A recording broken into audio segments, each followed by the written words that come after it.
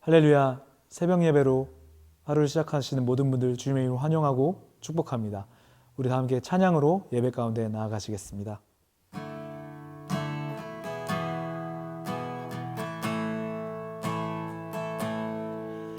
주께 가까이 날 이끄소서. 간절히 주님만을 원합니다. 채워주소서. 주의 사랑을 진정한 찬양 드릴 수 있도록 목마른 나의 영혼 주를 부르니 나의 맘 만져 주소서. 주님만을 원합니다. 더 원합니다. 나의 맘 만져 주소서. 주께 가까이 날 이끄소서. 간절히 주님만을 원합니다. 채워주소서. 주의 사랑을 진정한 찬양 드릴 수 있도록 목마른 나의 영혼 주를 부르니 나의 맘 만져 주소서. 주님만을 원합니다. 더 원합니다. 나의 맘 만져 주소서. 목마른 나의 영혼 주를 부르니 나의 맘 만져 주소서. 주님만을 원합니다.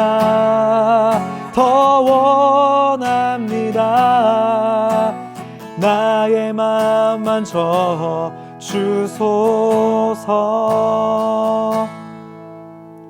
아멘. 사람들이 점점 불어나자 예수께서 말씀하기 시작하셨습니다. 이 세대는 악한 세대다. 그들은 표적을 구하지만 요나의 표적 외에는 어떤 표적도 받지 못할 것이다. 요나가 니느웨 사람들에게 표적이 된 것과 같이 인자도 이 세대에게 표적이 될 것이다. 심판때의 남쪽 나라의 여왕이 이 세대 사람들과 함께 일어나 그들을 정죄할 것이다. 그 여왕은 솔로몬의 지혜를 듣기 위해 땅끝에서 왔기 때문이다. 그러나 보라, 솔로몬보다 더 큰 이가 여기 있다. 심판때의 니느웨 사람들은 이 세대 사람들과 함께 일어나 이 세대들을 정죄할 것이다. 그들은 요나의 선포를 듣고 회개했기 때문이다.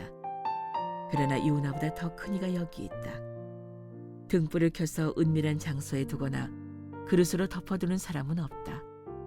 오직 등불은 들어오는 사람들이 볼 수 있도록 등잔대 위에 얹어두는 법이다. 내 눈은 내 몸의 등불이다. 눈이 좋으면 너의 온몸도 밝을 것이다. 그러나 눈이 나쁘면 몸도 어두울 것이다. 그러므로 내 안에 있는 빛이 어둡지 않은가 보라. 만약 너희 온몸이 빛으로 가득하고 어두운 부분이 하나도 없으면 마치 등불이 너희를 환하게 비출 때처럼 너희 몸도 온전히 빛날 것이다. 할렐루야. 2월 10일 목요일 아침입니다. 오늘도 하나님 말씀으로 하루를 시작하신 여러분에게 주님의 은혜와 사랑이 가득하시기를 기도합니다. 여러분, 이 세대라는 단어를 들으면 어떤 느낌이 드시나요? 긍정적이고 희망적인 그런 느낌이 드시나요? 그보다는 걱정되는 마음, 아이고 어떡하나 이런 느낌 드시지는 않으십니까? 오늘 본문에서도 예수님께서 이 세대를 말씀하시는데요. 오늘 보면 29절 말씀 함께 보도록 하겠습니다. 사람들이 점점 불어나자 예수께서 말씀하기 시작하셨습니다. 이 세대는 악한 세대다. 그들은 표적을 구하지만 요나의 표적 외에는 어떤 표적도 받지 못할 것이다. 예수님께서는 이 세대를 악한 세대다라고 말씀하십니다. 여기서 이 세대라는 표현은 신명기에도 나오는 표현입니다. 출애굽 후 광야에서 모세를 대적한 세대들을 표현할 때 사용된 단어였죠. 오늘 본문의 이 세대는 예수님을 믿지 않는 사람들, 이후에 어쩌면 예수님의 십자가에 못 박을 사람들이라고 할 수 있습니다. 지난 누가복음 본문에 예수님은 이 세대를 이렇게 표현하신 적이 있는데요. 세례요한의 회개의 세례를 무시하고 하나님의 뜻을 저버린 사람들을 이 세대라고 하셨습니다.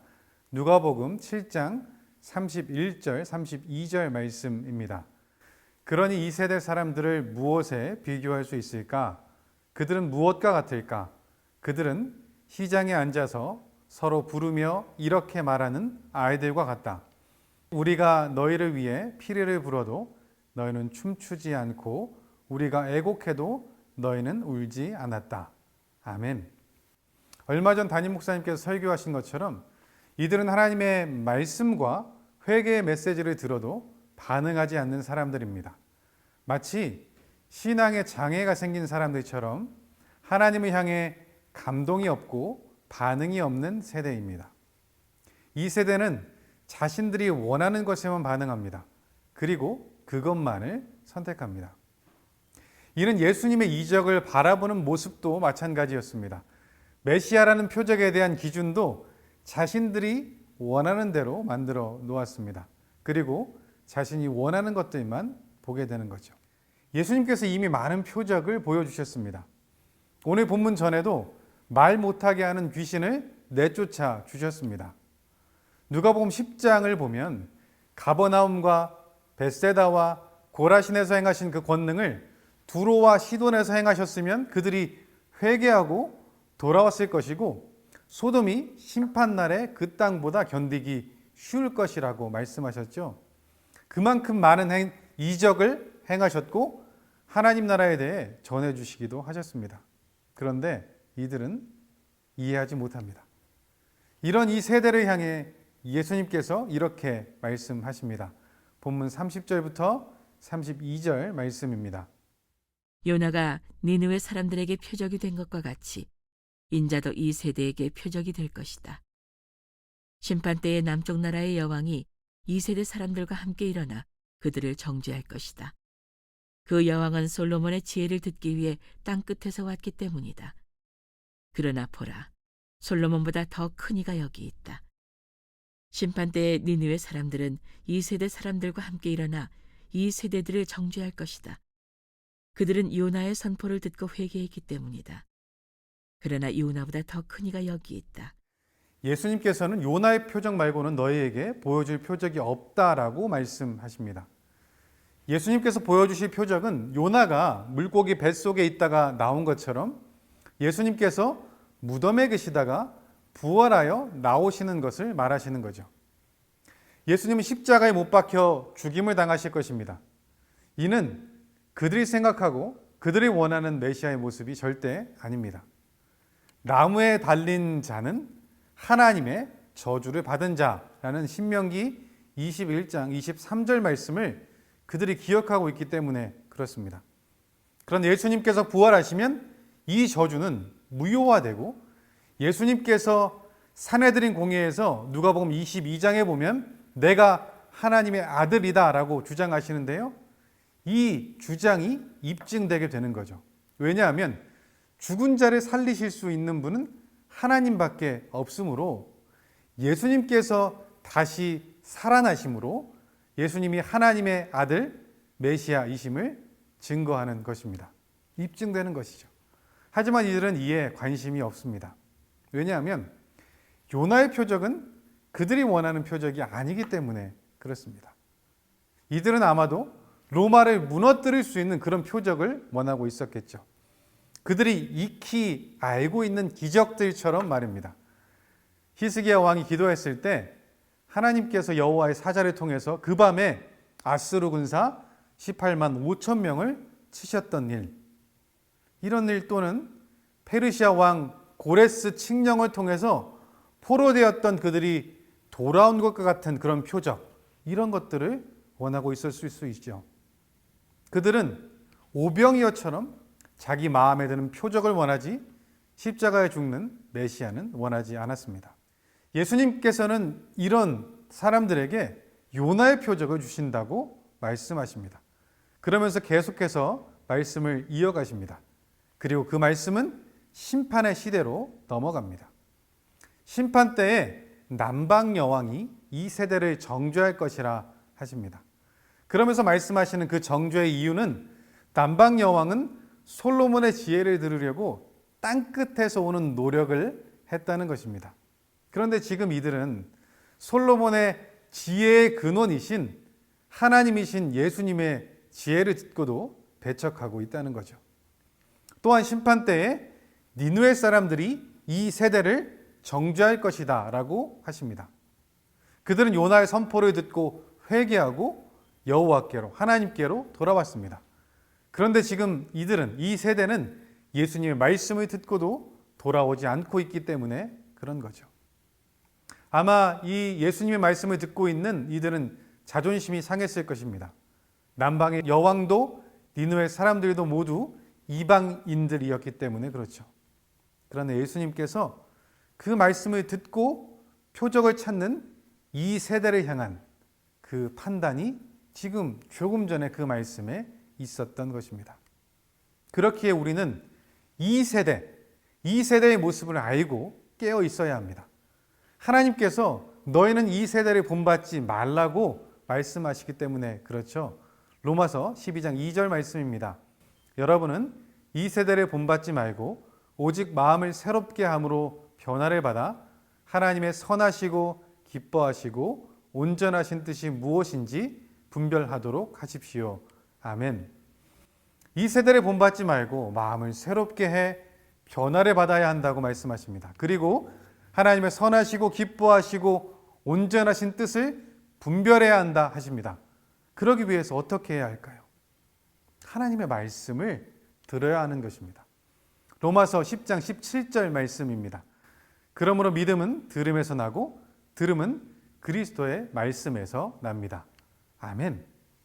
그래야 믿음이 생기고 그래야 이 세대와 달라질 수 있는 것입니다. 하나님의 말씀을 들어야 되는 거죠.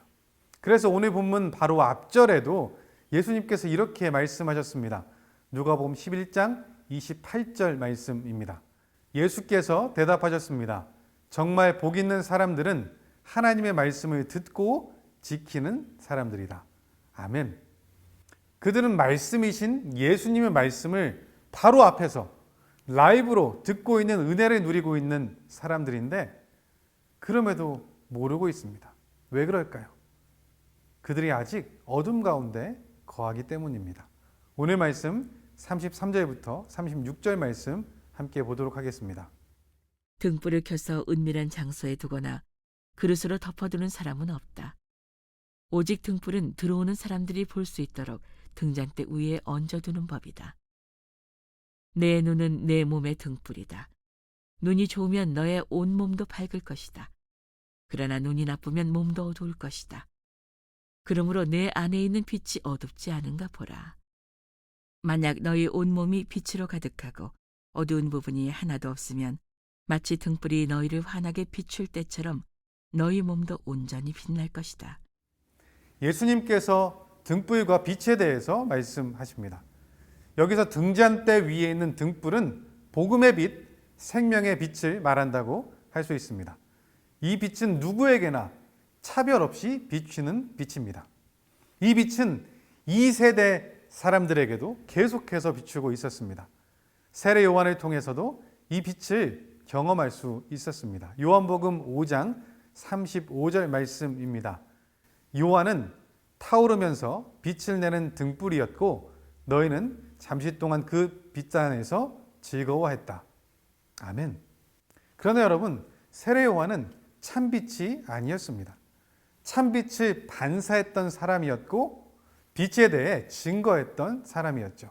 그리고 참빛 대신 예수님께서 오셨습니다. 요한복음 1장 7절부터 9절까지 말씀입니다.